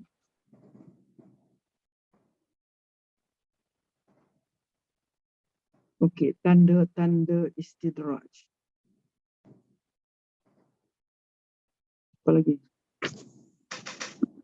Kita tengok ni tanda-tanda istidraj, ya. Ya. Ustazah, tak macam ni. Istidraj tadi tu memang Allah Ta'ala beri nikmat, sampai dia kata dipanjangkan umur lagi, dibagi nikmat lagi. Tapi kalau Allah Ta'ala mungkin ada sayang pada hamba Allah tu, dia tarik nikmat tu, Ustazah. Dia tarik nikmat tu, dia sedar betapa mungkin kat situ ada rahmat Allah Ta'ala. Mula dia bagi macam-macam nikmat, dia bertambah mungkar, bertambah dia ingkar kan. Ada orang memanglah dapat kesenangan tapi umur panjang seronok, hidup mewah, tapi satu hari Allah Ta'ala tarik. Bila tarik, dia tersedar. Itu mungkin agaknya Allah bagi rahmat, mungkin tersedar dia balik semula kepada jalan Allah. Macam mana pandangan Ustazah macam tu? Itulah yang kita tadi, yang last tadi tu. Sekiranya kita dikurniakan pelbagai nikmat dunia dan masih kekal bersama iman. Mana kalau tadi Kalau tadi dia tak ingat kan, mana dia buat apa ni, dia belaka, dia buat dosa, dia maksiat semua tu. Tapi lepas tu dia, bila Allah tarik nikmat tu, dia jadi apa ni, kuat balik, Sedar. teringat balik. Jadi maka di situ maknanya Allah masih nak kekalkan orang itu bersama iman dan takwa. Itulah tanda kasih sayang Allah. Itu tanda kasih Allah. Allah sayang dia lah. Mana Allah tidak teruskan dia berada dalam keadaan yang apa ni, lupa, terlalai gitu kan. Betul, kita tengok di sini. Dia tunjuk tanda-tanda istidraj pada yang 3 segi ni. Dikurniakan nikmat yang banyak tapi masih jauh daripada Tuhan. Ni yang top sekali ni. Yang top sekali ni. Dikurniakan nikmat yang banyak tapi masih jauh daripada Tuhan. Ya Allah, na'udzubillah lah. Kita minta kepada Allah supaya jauhkan kita daripada sikap yang macam ni. Dikurniakan nikmat yang banyak tapi masih jauh daripada Tuhan. Ini yang kita juga nak ingatkan diri kita sendiri, nak ingatkan diri anak-anak kita, cucu-cucu kita, supaya tidaklah jadi macam ni. Nikmat banyak Allah bagi tapi masih jauh daripada Tuhan. Tak maulah macam tu. Dan kemungkinan kita boleh katalah, mungkin anak-anak cucu kita, Allah bagi nikmat ada, tapi dia yang mana mungkin kita boleh tengok juga nombor 2, nombor 3 ni.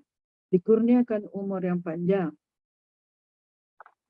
Tetapi semakin tergelincir dari landasan itu.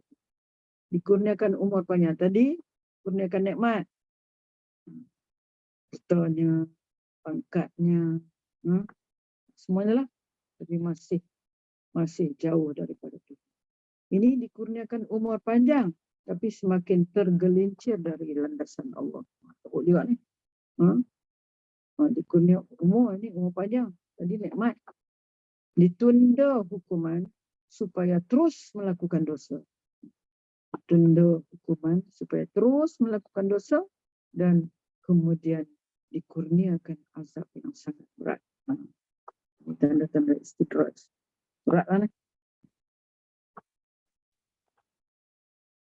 Okey. Kita nak baca kat mana? Turun bawah ke? Turun bawah. Turun bawah. Sebawah ke? Ya. Sebelah ke Ustazah? Jenis istidraj. Nombor 1. Ditangguh taubat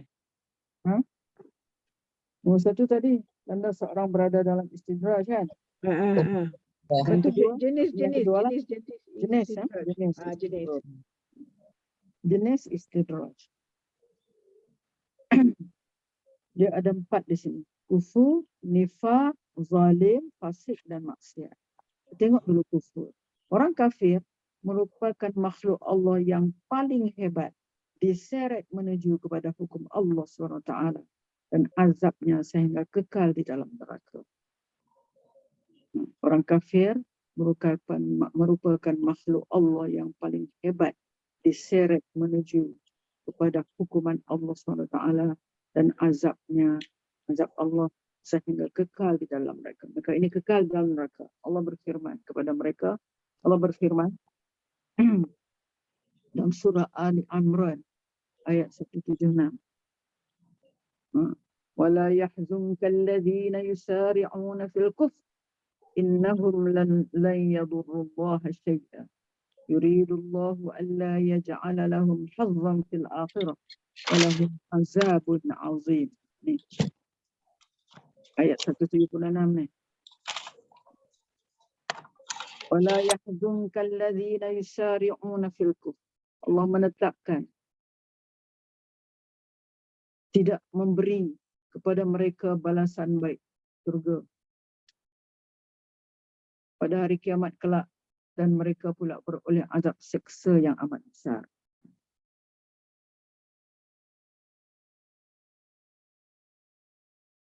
Yuridullah, Allah nak mereka itu alla yaj'ala lahum hazzan.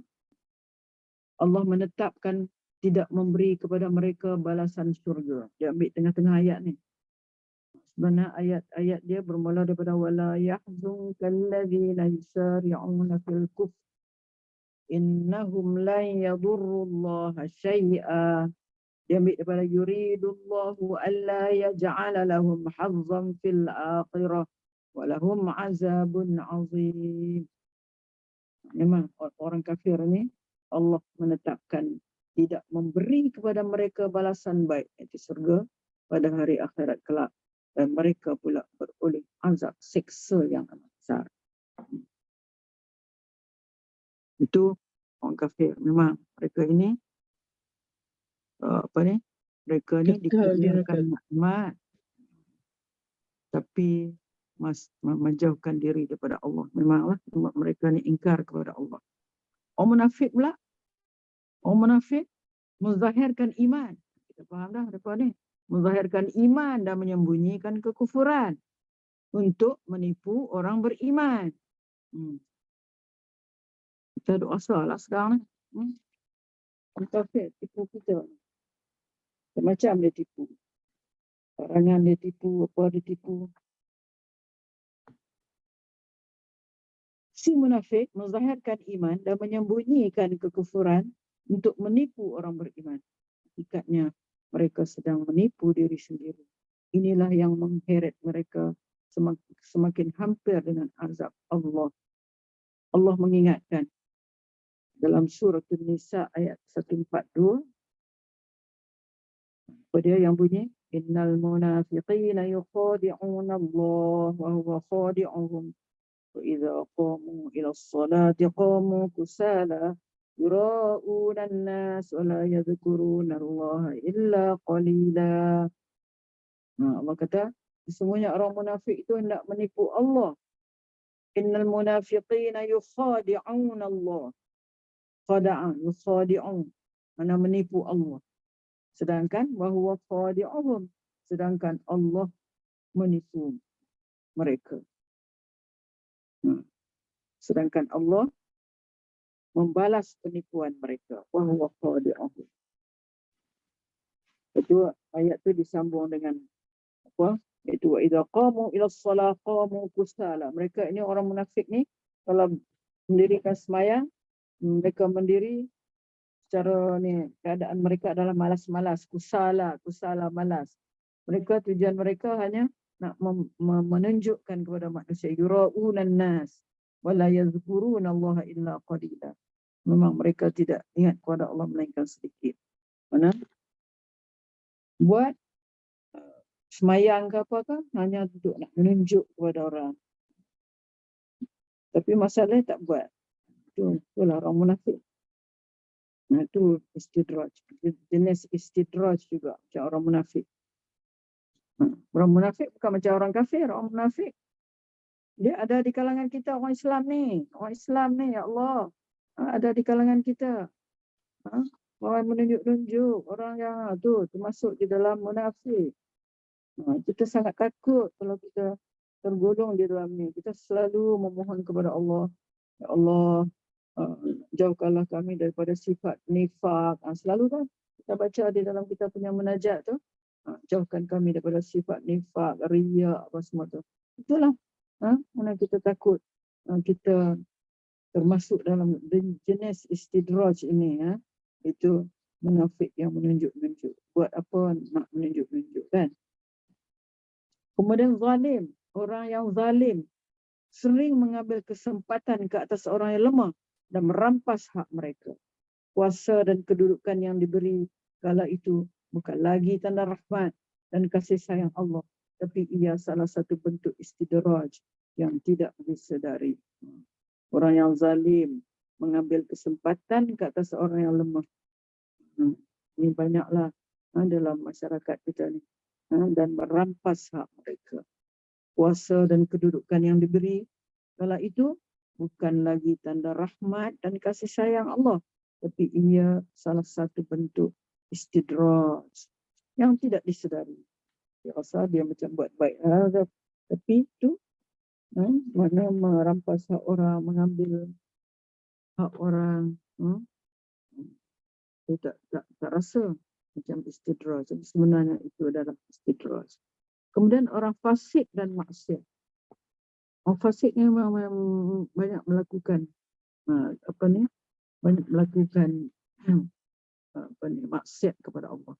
Berterusan melakukan perbuatan dosa dan maksiat dalam keadaan mendapat pelbagai nikmat juga adalah salah satu bentuk istidraj.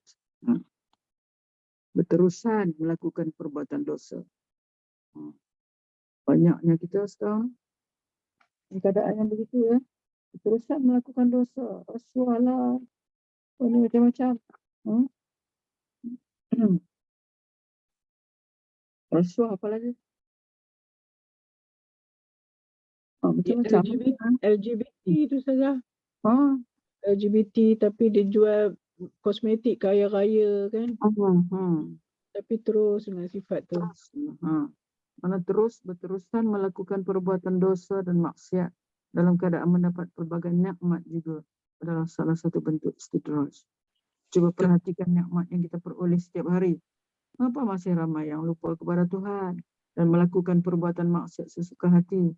Tidakkah kita sedari yang kita mengabdikan diri kepada Tuhan yang sama, yang memberikan pelbagai nikmat dan rezeki?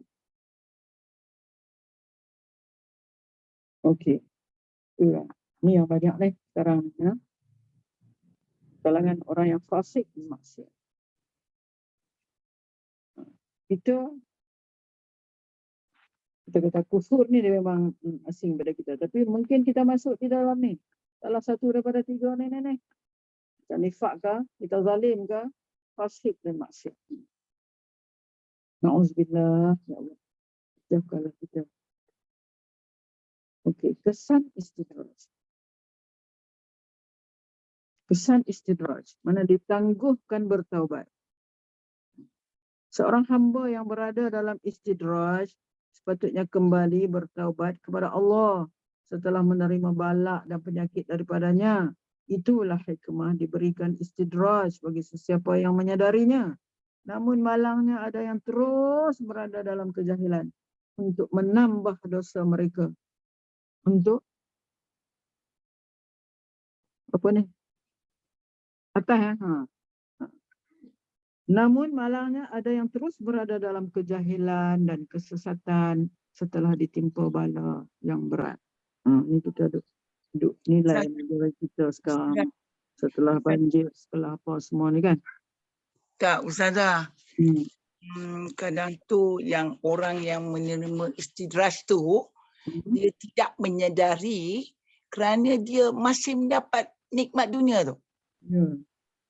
Nikmat dunia tu ada. Maksudnya macam kata siapa tadi, contoh macam kata LGBT. Dia buat masalah bendanya kan yang melanggar daripada syariat apa. Tapi pada masa yang sama, dia mendapat kekayaan. Hasil jual dia laku. Orang percaya dia. Jadi dia menyedari diri dia itu di dalam istidraj kerana mungkin tak ada yang memahamkan dia, tak ada yang mendekati dia, kan? Macam para ulama nak dekat dia itu bukan mudah lah, memang bukan mudah Ustazah, kan? Tapi kerana kita tiada yang mengingati dia, padahal family lagi dekat, mak bapak tak tegur, mak bapak tak bagi lecture ke anak tu macam tu, kan? Jadi berterusan lah Ustazah. Berterusan. Tapi dia orang ni bila diberi peringatan pun dia akan cabar. Dia tengok saya tak ada apa pun. Allah tak betul. Tak jatuhkan apa bala kat saya pun. Saya kaya juga. Ya, pun, saya makin kaya. Dia cabar. Dia mencabar. Dia cabar Ustazah. Aku tak ada pun Allah bagi aku balak. Dia cakap macam tu kan. Ya Allah akbar. Lagi kuatlah istidraj tu kan. Dari kuat istidraj tu, ya. Kuat istidraj tu. Takut Ya. Itulah. Hal ini seperti mana yang dijelaskan oleh Allah. Dan tidakkah mereka perhatikan bahawa mereka diuji setiap tahun. Sekali atau dua kali. Kemudian mereka tidak juga bertaubat. Ini ayat Quran. Serta mereka tidak pula mahu beringat. Surah Taubah ayat 126. Afala yarawna annahum yuftanun fi kulli amin marratan aw marratain thumma lam yatubuna wala hum yadhakkarun. Itu. Dan tidaklah mereka itu perhatikan bahawa mereka diuji setiap tahun, sekali atau 2 kali. Kemudian mereka tidak juga bertaubat, atau mereka tidak pula mau beringat. Mana tu? Dia tangguhkan taubat dia. Menurut As-Sa'di, ada satu tafsir As-Sa'di, ayat ini mencela golongan yang masih kekal dalam kekufuran setelah ditimpakan bala. Lalu istidraj menjadikan seseorang hamba makin jauh daripada Tuhan, dan taubat makin jauh daripada Tuhan, daripada Allah, makin jauh daripada taubat. Dan taubat pula ditangguhkan. Itu kesan istidraj. Kedua, bertambah dosa. Tambah dosa. Seorang yang menerima istidraj daripada Allah kerana kekufuran dan jenayah maksiat yang dilakukannya akan dilorongkan untuk menambah dosa. Seorang yang menerima istidraj daripada Allah kerana kekufuran dan jenayah maksiat yang dilakukannya akan dilorongkan untuk menambah dosa mereka supaya dikenakan hukuman yang lebih berat. Semakin bertambah dosa yang dilakukan, semakin besar hukuman yang bakal dikenakan. Contoh yang boleh kita lihat melalui peristiwa peperangan Uhud, di mana terdapat orang musyrik yang terselamat dalam peperangan tersebut. Mana orang musyrik yang terselamat dalam peperangan tersebut? Istidrajlah mereka. Itu sebenarnya istidraj. Mereka terselamat daripada peperangan, tetapi masih kekal dalam kekufuran. Selamat daripada peperangan, tetapi masih kekal dalam kekufuran. Allah menjelaskan dalam surah Ali Imran ayat 178.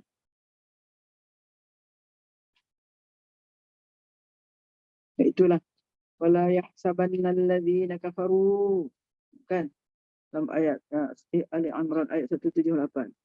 Wala yahsabanna alladhina kafaru annama numli lahum khairun li anfusihim innama numli lahum liyazdadu isma wa lahum azabun muhin. Sesungguhnya kami biarkan mereka. Dia ambil annama numli lahum. Dia ambil kat situ. Sesungguhnya kami biarkan mereka hanyalah supaya mereka bertambah dosa di dunia. Kami biarkan mereka hanya untuk menambahkan dosa mereka di dunia, dan mereka pula beroleh azab, siksa yang hina di akhirat kelak. Annama numli lahum liyazdadu isma wa lahum azabun muhin. Mana ayat yang sebelum tu, dia kata jangan kamu sangka bahawasanya orang kafir tu yang kami kami biarkan mereka bermarajalela dalam keadaan dosa mereka tu, itu adalah baik bagi mereka. Sebenarnya itu adalah buruk bagi mereka. Wala yahsabanna alladhina kafaru annama numli lahum khair li anfusihim. Jangan kamu sangka bahawasanya orang kafir yang kami tangguh, kami tak kenakan azab kepada mereka tu adalah baik bagi mereka. Tidak. Sebenarnya kami menangguhkan itu supaya kami menambahkan lagi kepada mereka isman, tambahkan lagi dosa kepada mereka di dunia ini, dan mereka akan mendapat azab siksa yang hina di akhirat kelak. Walahum azabun muhin. Itu pertama tadi, ditangguhkan taubat, kesan-kesan istidraj, ditangguhkan taubat, bertambah dosa, manalah ayat tadi tu. Ketiga, tambah sesat. Selain pada dosa, kesesatan turut bertambah. Kesesatan turut bertambah. Kesesatan yang diberikan adalah satu hukuman di atas penyelewengan yang dilakukan atas keputusan seseorang yang memilih jalan hitam berbanding jalan putih. Sebab itu kita baca tafsir kita yang telah lalu, mana Allah bagi kepada kita dua jalan kan? Dua jalan. Apa dia? Dalam ayat tu. Apa kita ingat dah ayat yang Wahadainahun najdain. Kami bagi kepada dia dua jalan. Wahadainahun najdain. Dan ayat yang akhir ini Allah kata apa ni?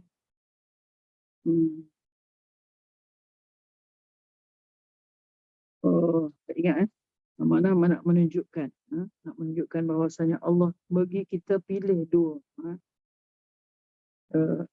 Kesesatan turut bertambah. Kesesatan yang diberikan adalah satu hukuman di atas penyelewengan dilakukan atas keputusan seseorang. Keputusan seseorang memilih jalan hitam berbanding jalan putih.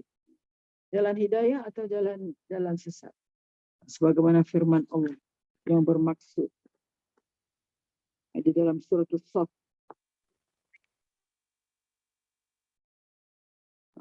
Dalam surah As-Saff, maka ketika mereka menyeleweng, falamma zaghu, ayat tu bunyi, falamma zaghu azaghallahu qulubahum. Maka ketika mereka menyeleweng daripada kebenaran, Allah selewengkan hati mereka. Azaghallahu qulubahum. Allah selewengkan hati mereka. Mana maksudnya? Dari mendapat hidayah. Selewengkan hati mereka daripada mendapat hidayah. Wallahu la yahdil qaumal fasiqin. Dan Allah tidak memberi hidayah, petunjuk kepada kaum yang fasik. Itu. Jadi dia bertambah sesat lah.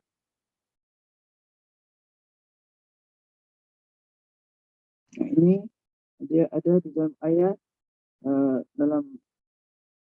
dalam surah As-Saff ayat ke-5, muka surat 551 dalam Quran, surat 551 yang dimulakan, dia diambil tengah-tengah ayat tu, yang ayat yang mula dengan wa idz qala Musa liqaumi ya qaumi lima tu'zunani wa qad ta'lamuna anni rasulullah ilaikum.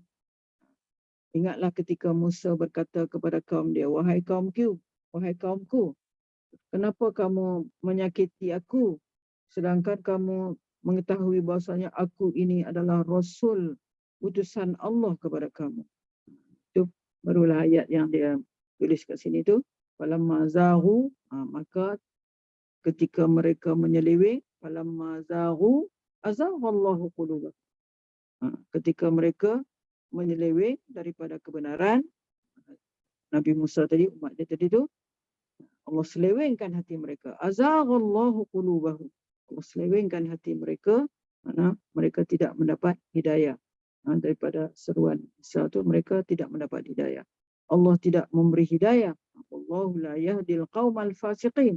Allah tidak memberi hidayah ataupun petunjuk kepada kaum yang fasik, banyak melakukan dosa-dosa. Okey. Istidraj bukanlah bermaksud penghujung kehidupan seseorang. Rumusan, bala dan azab yang dikenakan setelah menerima nikmat yang banyak adalah peringatan supaya kita kembali ke pangkal jalan. Itu kita kena ingat rumusan ni. Mana bala dan azab yang dikenakan setelah menerima nikmat yang banyak adalah peringatan supaya kita kembali ke pangkal jalan. Oleh itu, Dia macam Datuk cakap tadi ya. Sentiasalah beristighfar atas segala ujian yang menimpa supaya kita tidak terus tersasar daripada landasan yang benar. Taubat perlu menjadi agenda kehidupan kerana setiap hari pasti kita melakukan kesilapan. Itulah kesimpulan dia. Banyakkan istighfar dan taubat. Banyakkan istighfar. Okey. Apa kita boleh sharekan di sini? Itulah dia makna istidraj. Ustazah, Ya. Assalamualaikum. Ini kan munafik ni sebenarnya saya keliru lah sebenarnya munafik ni. Saya rasa keliru jugalah. Dia ni beriman. Dia ada sifat-sifat mazmumah, riak, tak tepat janji. Semua tu sifat munafik. Tapi dia beriman. Dia macam Dia beriman maknanya kalau kita kata dia tu munafik, tidak berhati. Beriman di mulut saja tidak berhati. Dia tunjuk-tunjuk je, dia menunjuk je. Tunjuk je. Di hati dia tak ada. tapi kalau kita kata kita awak ni munafik, mesti dia marah. Apa kau tuduh-tuduh aku munafik kan? Padahal kita kata dia ada ciri-ciri munafik tu. Itu sebab Nabi Itu yang kita tak boleh kumpulkan ni munafik, ni munafik. Tak boleh kita kata macam tu. Tak boleh kita nak kumpulkan yang kata ni orang munafik, ni orang munafik, tak boleh. Sebab dia dari kalangan kita. Sebab dia berada dalam kalangan kita. Mana tak boleh. Betul kan? Tak boleh. Tak boleh kita nak kategorikan orang ni munafik. Kita nak tak sebelah tu munafik tu. Tak boleh hukum. Tak boleh. Nabi kata sebab dia ada di kalangan kita, berada bersama kita. Kita tak boleh macam seolah Nabi ni berlembut lagi ni. Maknanya apa ni? Tak boleh sorting orang lah, tak boleh nak sorting lah. Tak boleh nak labelkan lah. tak boleh nak label. Tak boleh label. Betul. Tapi sifat-sifat tu kita nampak kan. Macam Nabi pun dia tahu siapa yang munafik, dia tahu, tapi dia tak boleh nak letakkan sebelah orang yang asingkan. Adakah dia orang tu tak ada harapan langsung ke masuk syurga balik ke macam mana? Pasal kata munafik, dia kata dia bawa neraka yang bawah. Neraka yang paling bawah. Betul, dia lebih teruk daripada kafir. Dia paling bawah kan? Paling bawah. Munafiqina fi darkil asfali minan nar. Duk bawah kerak. Oh, kerak neraka. Bawah lagi. Na'udzubillah. Itu yang kita takut. Kalau kita juga termasuk itu yang kita takut, kita minta doa, ya Allah jauhkan kami daripada sifat kufur, nifaq, apa tu semua, nifaq, munafik tu. Dan kita mohon selalu kepada Allah jauhkan kita. Sebab kita takut tu lah. Kata Dato' tadi memang kita keliru lah. Kita sebabnya macam ni. Kita ialah zahir kita nampaklah dia bersemayang. Puasa pun kita nampak zahir dia berpuasa sama kita buka. Akan tetapi dalam percakapan dia tu yang kita nak teliti. Soalan-soalan dia. Soalan-soalan atau jawapan-jawapan tu berkisar dalam agama, akan tetapi dia ada tersasar sedikit. Tersasar dalam arti kata dia tidak menafikan, tetapi dia mencerugai. Dia mencerugai apa tu hukum-hukum. Mungkin ke macam tu saya? Saya rasa Di antaranya. Kemudian dari segi kelakuan dia, kan ada hadis Nabi kata kalau siapa yang siapa yang tak pergi semayang beriman, kalau dia dengar azan dia tak pergi sama sekali pada waktu maghrib Isya, waktu Isya, sebenarnya dia dan subuh sebagai orang subuh dianggap sebagai orang munafik. Itulah kecuali dia ada alasan pukul lah. Ya. Bukan dia bagi alasan macam ni kan. Aku mana kau tahu aku tak pergi semayang, aku semayang juga. Macam itulah. Kadang-kadang itu yang kita susah nak kategorikan mereka tu munafik ke atau tidak. Kita pun takut je salah. Takut. Itulah tu. macam mana pula dengan orang yang selalu argue dengan hadis-hadis dengan lagi dahsyat lah tu. Argue dengan hadis lagi kan. Itu yang kami cerita tu, bagaimana Wadi menerima soalan yang disoal oleh netizen berkenaan hadis. Dia mengakui saya Islam, Saya beriman Ustaz. Saya percaya rukun iman ni semua. Macam ni ada. Tapi tentang mujizat dia tak boleh terima. Ustaz kan? Tentang mujizat dia tak boleh terima Ustazah. Sebab Oh, benda berlaku Sebab tidak. tak ada masuk akal pada dia, tak masuk logik akal. Tapi benda yang tak masuk di akal, kita kena faham itu ialah ghaib. Kan?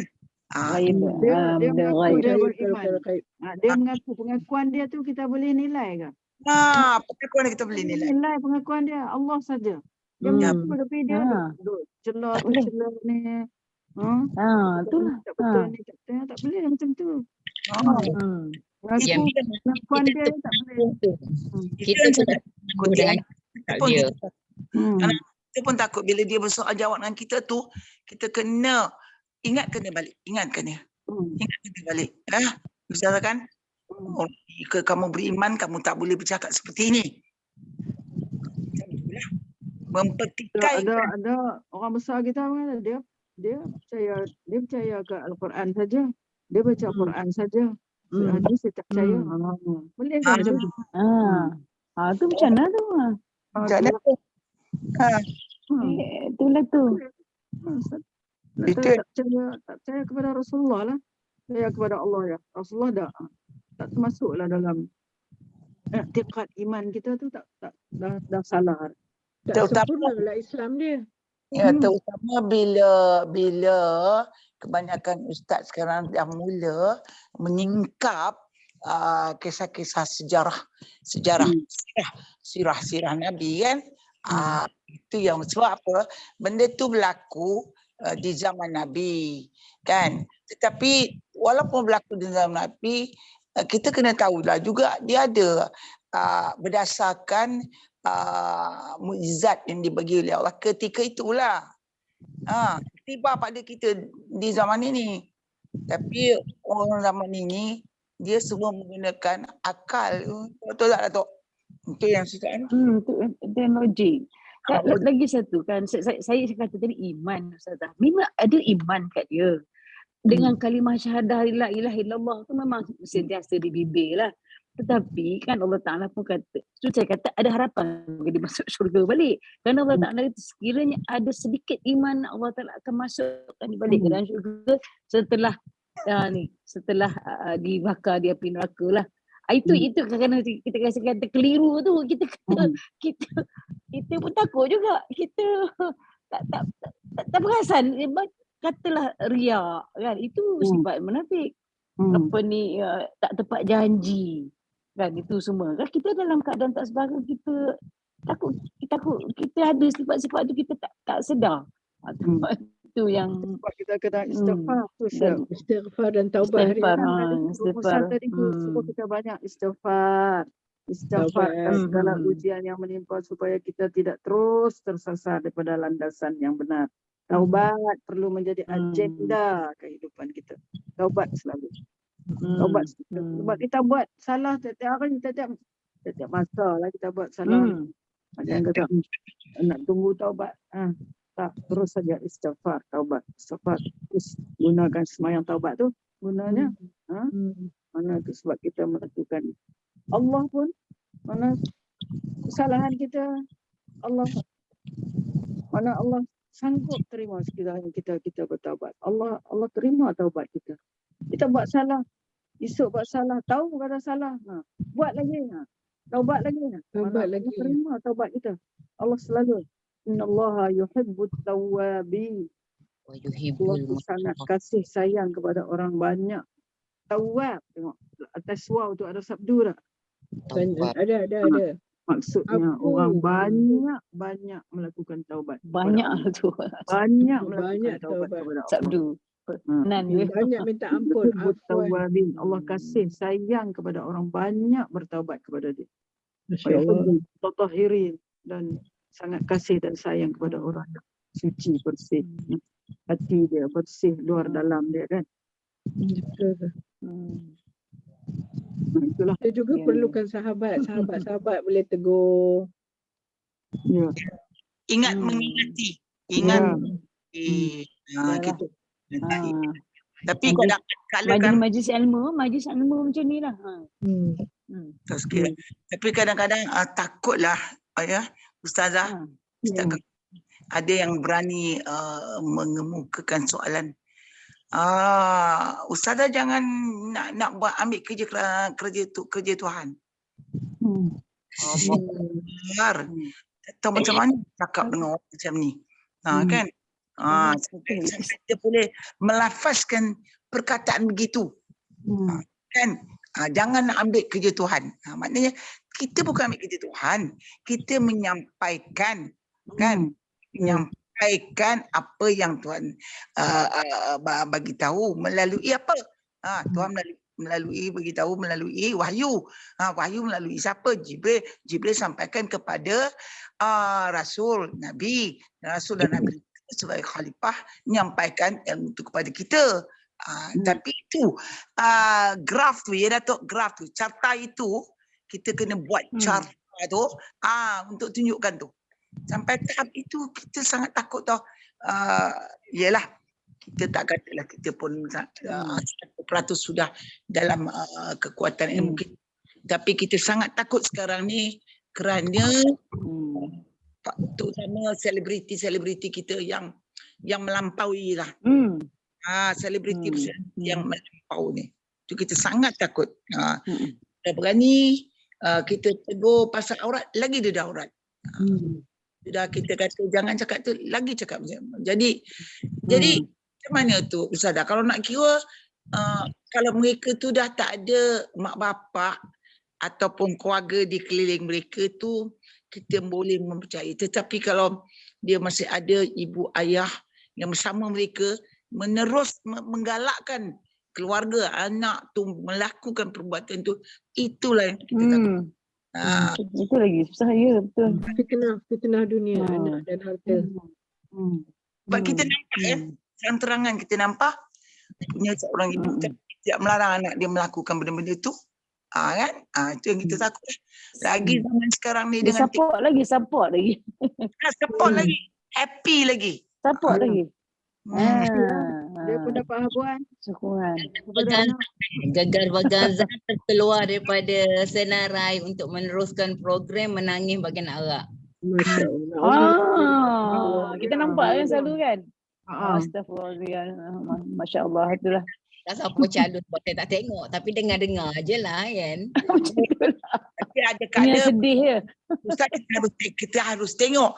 Dengan bila kita tengok baru kita mengetahui. Bukanlah nak tengok dari berterusan.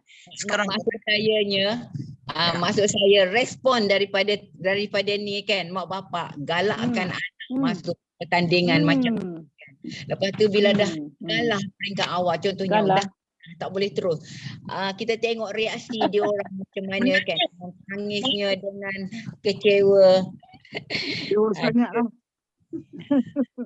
Kecewa sangat-sangat. Kecewa sangat-sangat. Kita dalam pertandingan menyanyi. Kan? Kita kecewa anak kita tak dapat meneruskan bacaan Quran. Kita kecewa kan. Tapi dia di sebaliknya kan. Menjadi iktibar. Apa-apa pun kita dah pukul 5. Terima kasih. Ya, ada ujian ni dapatlah juga kita apa kata orang bertukar ilmu, memberi pandangan, menambahkan lagi jiwa semangat kita. Bila kita kelalaian teringat jugalah Ustazah. Ustazah cakap macam ni. Ustazah banyak cakap macam ni. Ustazah ni cakap macam ni. Dalam buku kitab ni ada tulis macam ni. Sekurang-kurangnya Ustazah, insyaAllah. Tapi besok tak ada ya Ustazah, confirm Besok tak ada. Doakan saya supaya kita orang punya ni berjaya. InsyaAllah. Ustazah pergi mana tak tahu cerita? Ustazah ada lulusan apa Ustazah? Tak tahu cerita. Ustaz saya dari Sarawak, dia tu cicit kepada